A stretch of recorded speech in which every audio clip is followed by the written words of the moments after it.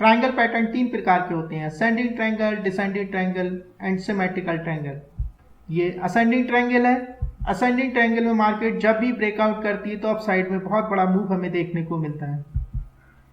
ये descending triangle है। Descending triangle में मार्केट जब भी ब्रेक डाउन करती है तो डाउन साइड की तरफ हमें बहुत बड़ा मूव देखने को मिलता है। ये सिमेट्रिकल ट्रायंगल है। सिमेट्रिकल ट्रायंगल में market up side down side कहीं पर भी मूव कर सकती है। सिमेट्रिक ट्रायंगल में मार्केट जब भी ब्रेकआउट करती है तो अप साइड में बहुत बड़ा मूव देखने को मिलता है। सिमेट्रिक ट्रायंगल में मार्केट जब भी डाउन साइड में ब्रेक डाउन करती है तो हमें एक बहुत बड़ा मूव डाउन साइड की तरफ देखने को मिलता है। नमस्कार दोस्तों, वेलकम बैक आपके अपने YouTube चैनल इंडियन ट्रेडर्स में।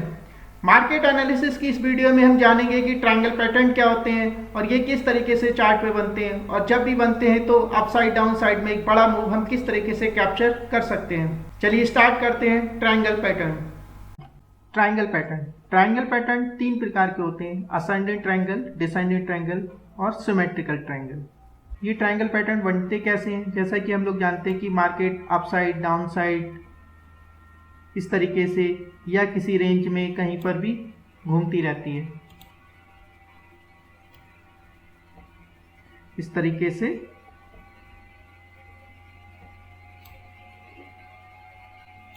मार्केट यहाँ पर कोई चैनल बनाती है या किसी रेंज में कहीं पर मूव करती रहती है, या कहीं पर मार्केट कहीं सपोर्ट लेती है, कहीं पर रेसिस्टेंस लेती है। तो इस तरीके से जब मार्केट मूव करती है अप साइड डाउन साइड या किसी रेंज में, तो उसके अकॉर्डिंग हमारे ये ट्रायंगल पैटर्न्स बनते हैं। कि हम लोगों ने जाना ट्रायंगल पैटर्न कितने तीन प्रकार के होते हैं, ascending triangle, descending triangle and symmetrical triangle. सबसे पहले जानते हैं कि असेंडिंग ट्रायंगल क्या होता है। जैसे कि मार्केट यहाँ कहीं ओपनिंग अप साइड में जाती है, कहीं पर रेसिस्टेंस लेती है, उसके बाद नीचे आती है, कहीं पर सपोर्ट लेती है, फिर ऊपर जाती है, फिर वहाँ पर रेसिस्टेंस लेती है, फिर नीचे आती है, फिर वहाँ पर सपोर्ट लेती है। इस तरीके से मार्केट किसी रेंज में घूमती रहती है। तो ये ऊपर की साइड में जहाँ पर ये बार बार रेसिस्टेंस लेती है वहाँ से टकरा कर वापस आ जाती है, नीचे की साइड में जहाँ पर ये सपोर्ट लेती है और उसे टकरा कर फिर ऊपर चली जाती है। तो इस तरीके से क्या होता है, ट्रायंगल पैटर्न टाइप का बनता है कि नीचे से मार्केट धीरे धीरे ऊपर की साइड में बढ़ रही है और ऊपर की साइड में किसी एक लाइन पर कहीं पे जाके ये रेसिस्टेंस ले रही है। तो इस तरीके से ये जो आकार बनता है इसको हम बोलते हैं असेंडिंग ट्रायंगल। इस असेंडिंग ट्रायंगल में मार्केट जब भी इस रेसिस्टेंस को ब्रेक करती है तो ब्रेक करने के बाद ऊपर की साइड में हमें अप साइड में बहुत बड़ा मूव मिलता है।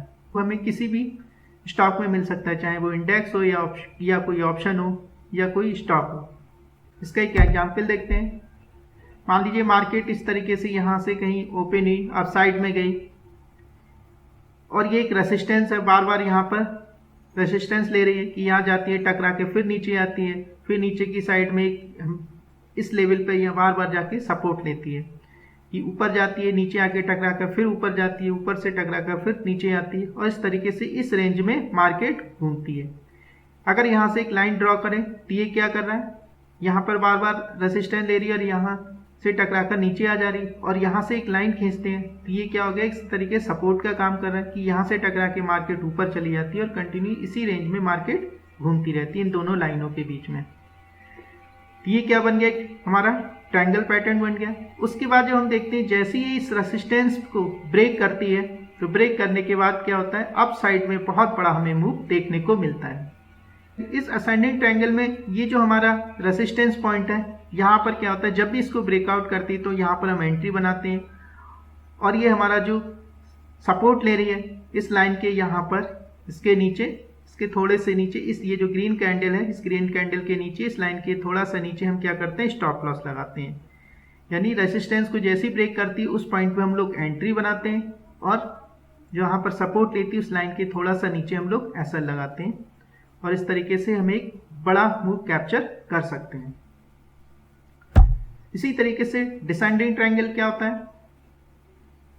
डिसेंडिंग ट्रायंगल में क्या होता है कि मार्केट मान लीजिए यहाँ कहीं पे ओपनिंग और नीचे डाउन साइड में आई, और इस तरीके से बार बार नीचे आने के बाद इस लाइन से टकरा कर ऊपर चली गई, फिर नीचे आई, फिर ऊपर चली गई, फिर नीचे आई। इस तरीके से यहाँ पर हम एक लाइन ड्रॉ करते हैं और एक नीचे से लाइन ड्रॉ करते हैं, ऊपर से देखते हैं, तो हम देखते हैं कि ऊपर की साइड से मार्केट नीचे की साइड में कंटिन्यू धीरे धीरे नीचे आ रही है और एक लाइन पे जाके कहीं पर सपोर्ट ले रही है। तो इस तरीके से क्या होता है, इस तरीके का जो पैटर्न बनता है, ट्रायंगल बनता है, इस ट्रायंगल को बोलते हैं हम डिसेंडिंग ट्रायंगल। इस डिसेंडिंग ट्रायंगल में ये जो नीचे की लाइन है ये हमारी सपोर्ट है और ऊपर की जो लाइन है ये रेसिस्टेंस है। इस डिसेंडिंग ट्रायंगल में मार्केट जब भी इस सपोर्ट को ब्रेक करती है यानी ब्रेक डाउन करती है, तो इसके बाद डाउन साइड में एक बहुत बड़ा मूव हमें देखने को मिलता है। इसका एक एग्जाम्पल देखते हैं कि जैसे कि मार्केट देख रहे हैं कि हम यहाँ पर मार्केट यहाँ से अप साइड में गई, फिर डाउन साइड में आई, फिर अप साइड में गई, फिर डाउन साइड में आई। यानी इस पॉइंट से हम इसके जो भी पॉइंट है इनको मिलाते हैं तो यहाँ से एक हमें रेसिस्टेंस मिलता है कि देखते हैं कि मार्केट बार बार इस लाइन पे रेसिस्टेंस ले रही है। इसी तरीके से डाउन साइड में इस पॉइंट को हम सबको मिलाते हैं तो हम देखते हैं कि मार्केट बार बार यहाँ पर सपोर्ट ले रही है और ये क्या हुआ, एक तरीके से ट्रायंगल टाइप का हमें बन गया, इसे बोलते हैं डिसेंडिंग ट्रायंगल।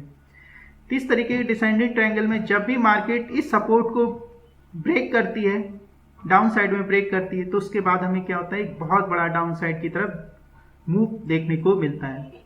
इस तरीके के डिसेंडिंग ट्रायंगल में हम लोग क्या करते हैं कि जैसे ही सपोर्ट को ब्रेक करती है तो वहाँ पर हम लोग एंट्री बनाते हैं और ये जो जहाँ पर ये बार बार रेसिस्टेंस ले रही है उस रेसिस्टेंस के थोड़ा सा ऊपर हम लोग एसएल लगाते हैं और इस तरीके से हम लोग बड़ा मूव कैप्चर कर सकते हैं डाउन साइड की तरफ। अब हम बात करते हैं सिमेट्रिकल ट्रायंगल। सिमेट्रिकल ट्रायंगल क्या होता है, मान लीजिए कि मार्केट यहाँ कहीं ओपन हुई और उसके बाद मार्केट कंटिन्यू अपसाइड की तरफ गई और किसी जगह पे जाके उसने रेसिस्टेंस लिया और वहाँ से टकराकर मार्केट नीचे आ गई, फिर उसने कहीं पे जाके सपोर्ट लिया किसी पॉइंट पे, उसके बाद फिर अप साइड में गई, फिर डाउन साइड में आई, फिर अप साइड में गई। इस तरीके से किसी रेंज में मार्केट घूमती रही। तो हमने क्या किया, ऊपर के जहाँ कहीं पर भी ये रेसिस्टेंस ले रही है उन सारे पॉइंट को मिलाया, नीचे की साइड में जहाँ कहीं सपोर्ट ले रही थी उन सारे पॉइंट को मिलाया हमने। तो इस तरीके से हमें क्या हुआ, एक सिमेट्रिकल ट्रायंगल मिला। सिमेट्रिकल ट्रायंगल में क्या देखते हैं कि हम अप साइड की जो लाइन हमारी बनी है वहां पर बार बार रेसिस्टेंस ले रही है और नीचे की साइड में जो लाइन है उस पर बार बार सपोर्ट ले रही है। तो ये क्या हो गया, हमारा सिमेट्रिकल ट्रायंगल हो गया। इस तरीके से सिमेट्रिकल ट्रायंगल में मार्केट जब भी अप साइड में ब्रेकआउट करती है या डाउन साइड में ब्रेक डाउन करती है तो हमें एक बहुत बड़ा मूव कैप देखने को मिलता है। इसका एक एग्जाम्पल देखते हैं। जैसे कि ये दूसरी हमारी पिक्चर है सिमेट्रिकल ट्रायंगल की, कि सिमेट्रिकल ट्रायंगल में मान लीजिए अप साइड की तरफ ब्रेक करता है तो किस तरीके से ऊपर जाती है और डाउन साइड की तरफ में ब्रेक करता है तो किस तरीके से डाउन साइड की तरफ जाती है। इसका ये एक एग्जाम्पल है, इसको बोलते हैं बुलिश सिमेट्रिकल ट्रायंगल। इस ट्रायंगल में मार्केट जब भी अप साइड में यानी ब्रेकआउट करती है तो उसके बाद हमें एक बहुत बड़ा मूव देखने को मिलता है। जैसा कि इस चार्ट में दिखाई दे रहा है कि जैसे इसने यहाँ पर ब्रेक किया उसके बाद मार्केट कंटिन्यू अप साइड की तरफ चली गई और एक बहुत बड़ा मूव हमें अप साइड की तरफ मिला। तो इसमें क्या करते हैं कि जैसे ही मार्केट इस रेसिस्टेंस लाइन को जैसे ही ब्रेक करती है, ब्रेकआउट करती है, तो इसी रेसिस्टेंस लाइन के ऊपर हम लोग एंट्री बनाते हैं, रेसिस्टेंस लाइन के थोड़ा सा ऊपर एंट्री बनाते हैं और जहाँ पर ये सपोर्ट ले रही है सपोर्ट लाइन के थोड़ा सा नीचे हम लोग एसएल लगाते हैं और इस तरीके से एक बड़ा मूव कैप्चर कर सकते हैं।